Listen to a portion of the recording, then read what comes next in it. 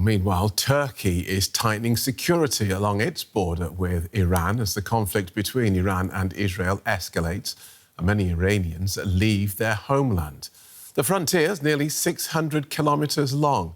Ankara's policy of allowing Iranian citizens to stay for up to 90 days without a visa has made it a popular destination for refugees. Normally a frenetic city of 10 million people, today the streets of the Iranian capital are deserted. While many inhabitants of Tehran have fled the city, with no prospect of peace on the immediate horizon, some Iranians have decided to leave the country. Here on the border with Turkey, a steady stream of people who decided they don't want to be in Iran are crossing into the country. I've been traveling for 28 hours now. Probably need to travel another 24 hours to reach to Istanbul because of the war situation. I come from Isfahan, and the situation in Iran is quite terrible now. I hope that this war ends soon.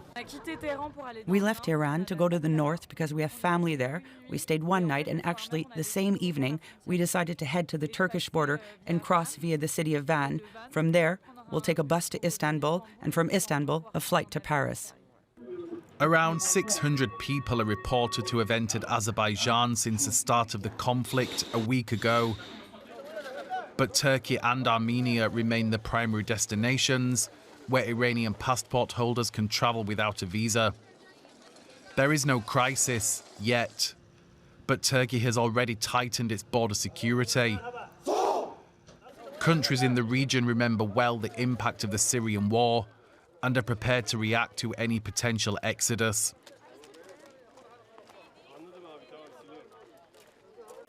Well, our correspondent Julia Hahn is at that crossing on the Turkish-Iranian border.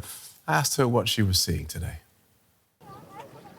Well, there has been movement here at this border crossing between Turkey and Iran in both directions today. We have seen again and again in the past few hours groups of people arriving from Iran looking visibly exhausted and tired, only with a few pieces of luggage. If they came from the capital Tehran, for example, it's at least a 10-hour drive to get here to the border.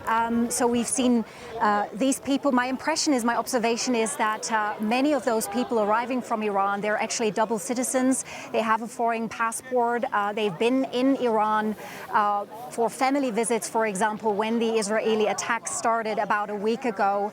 And then they got basically stuck there and stranded. They would have returned by plane, but now that there is no air traffic, they have to use the land border. But we've also talked to a young woman, 25 years old, from the Iranian city of Tabriz, that is about 3 to 4 hours from here. Tabriz has been hit in recent days by Israeli strikes, and she said one of her cousins, who's a soldier, he was killed in the strikes, and she's now terrified. So she came to Turkey because she feels safer here. Internet is also very limited in Iran right now, she told us, but she did not want to appear in front of the camera. And then you have people going the other direction, people returning back home to Iran. Actually, on the plane, when we got here today from Istanbul, the plane was packed with Iranians telling me that they have to get back home. They're worried about their families living in Tehran, for example.